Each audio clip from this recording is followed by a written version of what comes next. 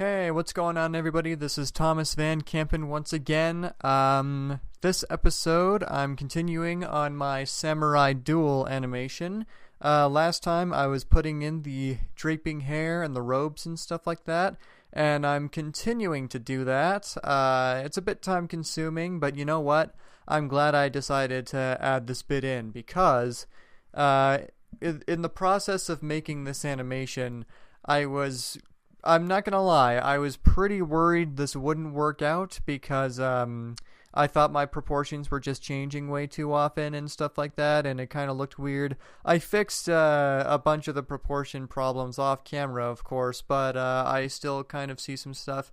But after I started adding in the robes and hair, everything started to come together, I think, because the constant movement is the most appealing factor of this piece, and I think I play back everything that I've done so far near the end, so we can look on that. Once I'm done that, I'll also be putting in some shading, some shining. So yeah, like I said a million times before, I'm gonna just work really hard to make this look as appealing as I possibly can.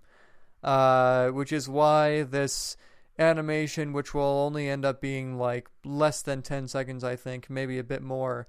Even though it's so short, I think it'll end up looking really appealing by the end, just because of the color palette and the flowing movement and stuff like that. It'll just look really nice.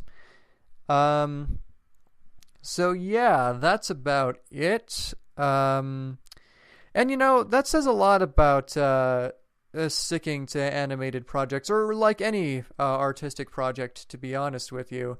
What that says is that no matter how bad something initially seems, it's a good idea to keep going at it until the end for two different reasons.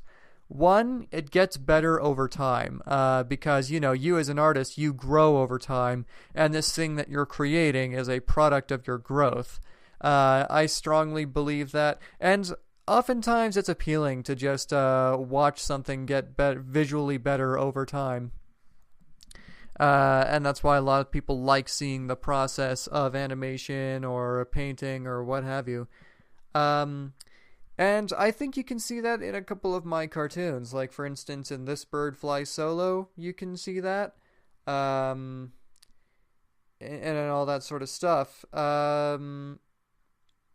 And you know, it's like what I mean by that is I personally feel like the beginning of This Bird Fly Solo is pretty damn awkward.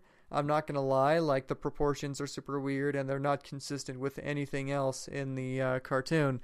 And you may have noticed that before I told you. I really wouldn't be surprised if you didn't if you did. But try to understand, like, animation takes a long time. Like, it took me a year to make that cartoon, and over time you just get better, you get visually better, and I think that's what encourages people to stick around with you.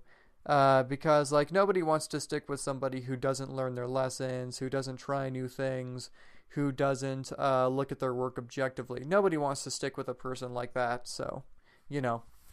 Um, and the other reason why you should stick with projects is because, um, think of it this way, like, the only thing worse than a crappy portfolio is no portfolio at all. And you don't learn anything by being afraid of making crap.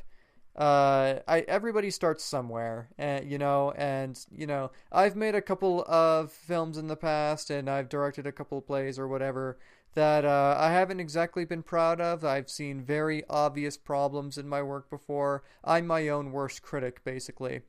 But you need to make stuff like that. It's part of your growth. Nobody makes a good thing the first time. Um, and that's something you have to remember. Like, I was pretty what am I trying to say? I was pretty unconfident about This Bird Flies Solo going through with it. I thought I wasn't quite skilled enough. I thought lots of it was just way too awkward, and I seriously considered giving up on it a couple of times. But I thought to myself, I'd rather have something that's kind of crappy than just have nothing to show for a year's worth of animating. And I'm gonna showcase it for what it is, and hopefully people will enjoy it for what I try to accomplish, and the flaws will only be an afterthought.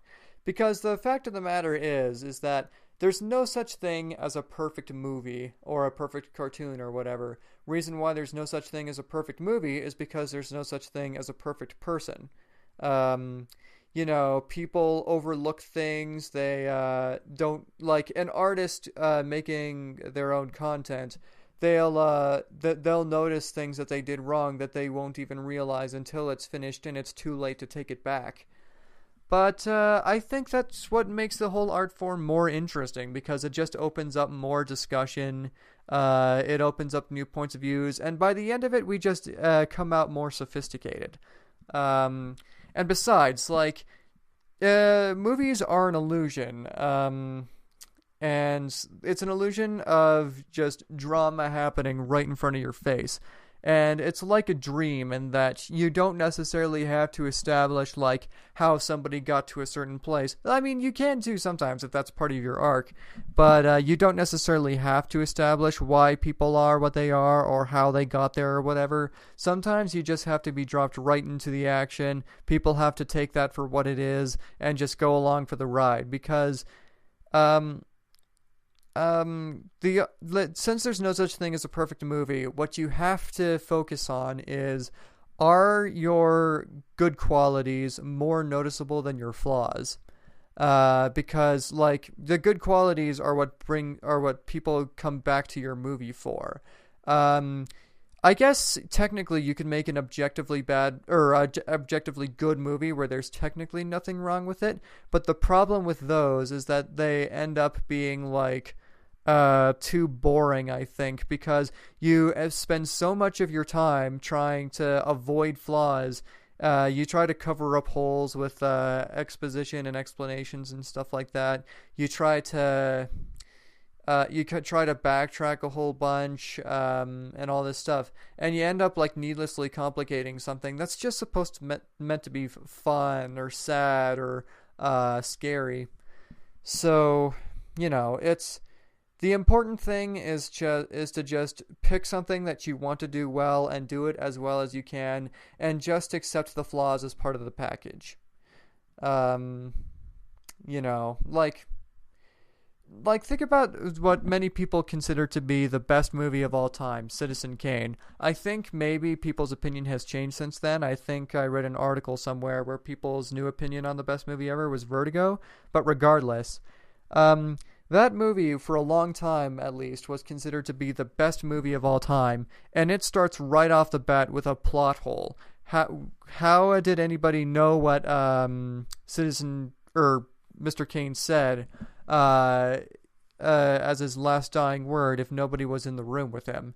But think about how long it took people to realize that mistake. Think about how much more they talked about the good qualities of the film, like its revolutionary cinematography, its revolutionary idea of storytelling from different perspectives of an interview. Think about its pacing. Think about its twist at the very end. People noticed that first and foremost, and the plot holes were an afterthought.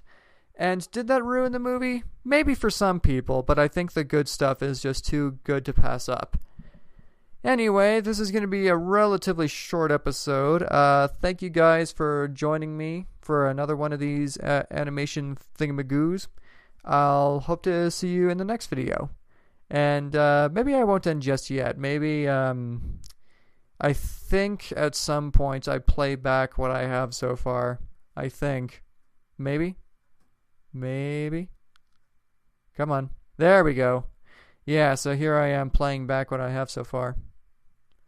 Yeah, the clothes really bring everything together, I think. Yeah, that looks good. Anyway, see you all next time. Bye.